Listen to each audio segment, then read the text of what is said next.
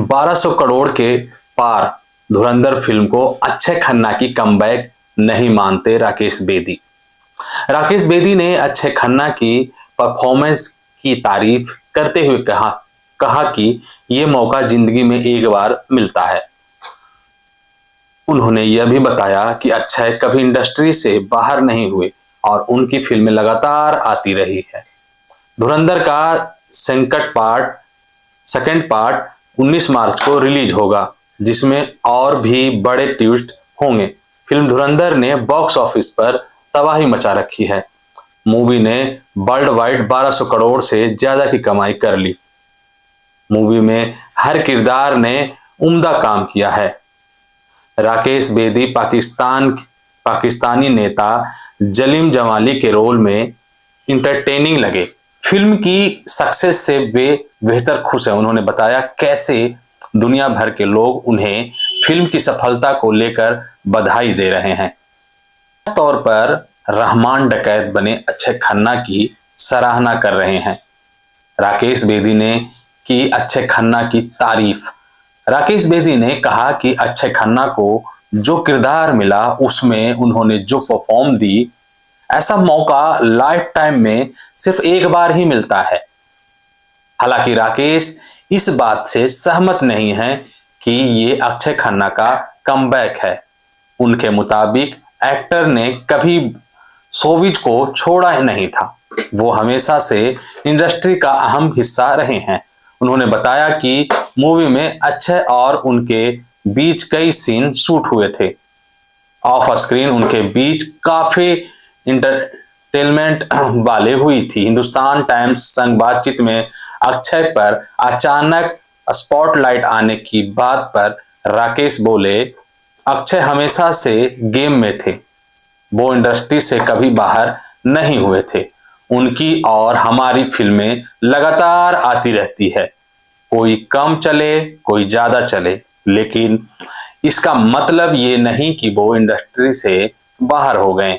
राकेश का मानना है कि आजकल 100 करोड़ का आंकड़ा ही हर फिल्म को एक्साइटमेंट करता है, लेकिन हर फिल्म को लोगों का ऐसा प्यार नहीं मिलता है। राकेश ने इसके लिए बाहुबली और प्रभास का उदाहरण दिया। वो कहते हैं ऐसी सक्सेस जिंदगी में एक बार मिलती है, जैसे बाहुबली थी। बहुत कोशिश की, लेकिन प्रभास को वो सक्सेस दोबारा नहीं मिली। एक एक्टर डायरेक्टर कैरियर में ऐसी लहर का इंतजार करता है। कईयों को तो ऐसी सफलता कभी नहीं मिलती। राकेश बेदी ने फैंस को भरोसा देते हुए कहा कि सेकंड पार्ट में उनका किरदार और भी उम्दा होगा। बड़े ट्विस्ट टर्न आएंगे। धुरंधर का सेकंड पार्ट 19 मार्च को रिलीज होगा। फैंस ही नहीं, सेलेब्स भी धुरंधर के पार्ट 2 का इंतजार कर रहे हैं। मूवी को आदित्य धर ने डायरेक्ट किया है। अब बात करते हैं रिलीज से पहले ही छाई थालापति विजय की आखिरी फिल्म की ऐसी दीवानगी। 2000 में भी खटाखट बिक गए सारे टिकट। क्रेजी हुए फैंस। थालापति विजय की आखिरी फिल्म सिनेमाघरों में रिलीज के लिए तैयार है, लेकिन फिल्म की रिलीज से पहले ही इसकी काफी चर्चा हो रही है। इसके टिकट काफी महंगे बिक रहे हैं। इसके बावजूद पहले शो के ज्यादातर टिकट सोल्ड आउट हैं। तमिल सिनेमा के सुपरस्टार विजय की आखिरी फिल्म जननायक रिलीज से पहले ही जबरदस्त चर्चा में आ चुकी है। पोंगल शुभ अवसर पर 9 जनवरी को सिनेमाघरों में दस्तक देने जा रही है। इस फिल्म को लेकर फैंस का उत्साह इस कदर है कि एडवांस बुकिंग शुरू होते ही टिकटों की कीमतों आसमान छूने लगी है। खासतौर पर कर्नाटक में बेंगलुरु में जननायक के स्पेशल स्क्रीनिंग शोज के टिकट 1000 से लेकर 2000 तक बिक रहे हैं और इसके बावजूद ज्यादातर शो पहले ही हाउसफुल हो चुके हैं।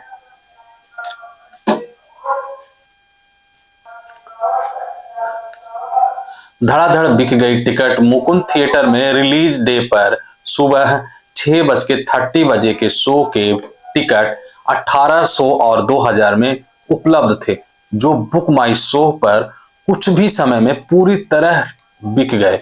यह साफ दिखाता है कि विजय की आखिरी फिल्म को बड़े पर्दे पर देखने के लिए फैंस किसी भी कीमत चुकाने को तैयार हैं।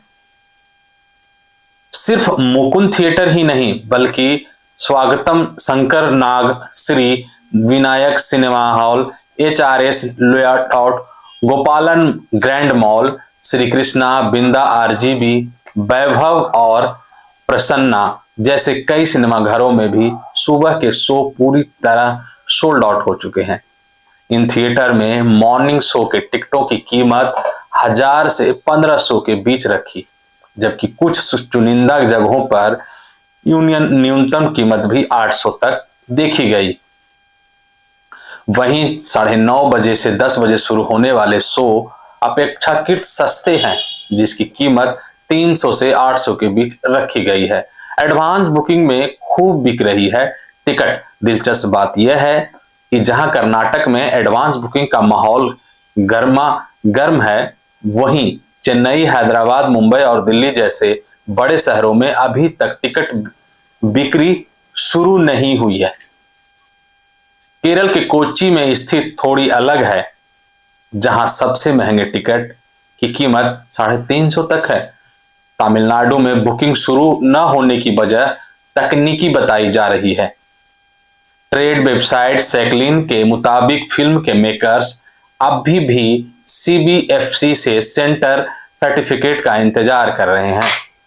रिपोर्ट्स के अनुसार CBFC ने फिल्म में कुछ बदलाव सुझाए हैं, जबकि वजह से थिएटर मालिक आखिरी वक्त की परेशानियों से बचने के लिए टिकट रिलीज करने में सावधानी बरत रहे हैं। फिलहाल कर्नाटक, केरल और ओवरसीज मार्केट में ही एडवांस बुकिंग चालू है, लेकिन आने वाले दिनों में बाकी राज्यों में भी टिकट बिक्री शुरू हो चुके हैं। उम्मीद है राजनीति के लिए छोड़ रहे फिल्म H. विनोद द्वारा निर्देशित जननायक में विजय के साथ ममिता बैजू, पूजा हेगड़े और बॉबी देओल अहम भूमिका में नजर आएंगे। इस फिल्म विजय के कैरियर की आखिरी सिनेमाई पेशकश मानी जा रही है, क्योंकि इसके बाद यह पूरी तरह राजनीति में सक्रिय हो जाएंगे। विजय अपनी पार्टी तमिलनाडु वेट्री कगजम TBK के साथ इस साल तमिलनाडु विधानसभा चुनाव लड़ने की तैयारी में है। इसके अलावा इंडस्ट्री में यह भी चर्चा है कि जननायक 2023 में आई अनिल रविपुरी की बालकृष्ण स्टारर भगवंत केसरी की रीमेक हो सकती है। हालांकि मेकर्स की ओर से इस पर अब तक कोई आधिकारिक पुष्टि नहीं की गई है। कुल मिलाकर जननायक सिर्फ एक फिल्म नहीं, बल्कि विजय के फैंस के लिए एक भावनात्मक विदाई है, और यही वजह है कि रिलीज से पहले ही इसने बॉक्स ऑफिस पर हलचल मचा दी है। वीडियो आपको कैसी लगी कमेंट करके जरूर बताना। Thank you so much.